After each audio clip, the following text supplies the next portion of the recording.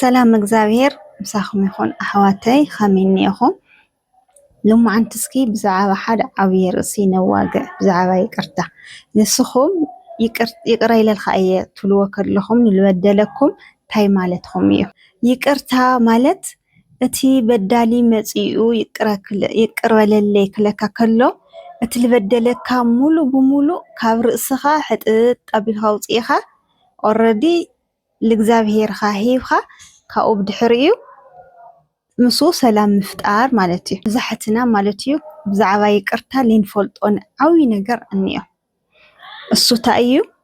ይቅር ኢልናልካ ንብሎሞ ነገር ግን እቲ ዝሰርሐና ሕማቅ ነገር ኣብ ርእስና ሒዝና ኢና ዓመታት ነብር ላዋርሕ ነብር ካብ ኣጋጣሚ ኮይኑ ድንገት ንእሽተይ ነገር ባእሲ ተፈጢራ ንስኻ ከምዚ ጌርካ ነይርካ ኢኻ ናበናሲ መሊስና ልትልገበሮ ነገር እሱ እኮ ተመሊሱ እዩ መሊስና ላስታውስናሲ ንሕሞ ኣለና እስኪ ሓደ ነገር ክነግረኩም ሕስብ ኣብልዎ እሞ ንሕና ተበደልቲ ኢና እቲ በዳሊ መፂኡ ይቅርታ ይብለና እሞ ካብኡ ንሕና ይቅር ኢልናካ ኢና ንሰደዎ ዶ ነገር ግን ከምኡ ኢልና ንሰዶ ከለና እቲ ልበደለና ነገር ኣብ ርእስና ኢሉ ኣሎ ካብ ርእስና ፈፂምና ኣይነውፆይ ሓደናስ ይቅርታ ኢልና ለመሊስና ለኢና ከም ብሓድሽ ንፀልኦ ወይ ይቅር ኢለ ለእግዚአብሔር ሂበ ኢልካ ማለት እዩ እሱ እኮ እቲ ለኣና ልበደለና ብሙሉኡ ሓጢኣት ምዃኑ ኣሚኑ ላብ ንስሓ ከይዱ ተናዚዙ ተቐፂዑ ቆሪዩ ፅቡቅ ዝኾነ ምስ እግዚአብሔር ሂወት ይሕልፍሎ እኮ ይኾን እዩ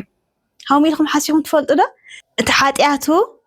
ንሕና ኢና ኣብ ርእስና ሒዝናዮ ንዞር ኣለና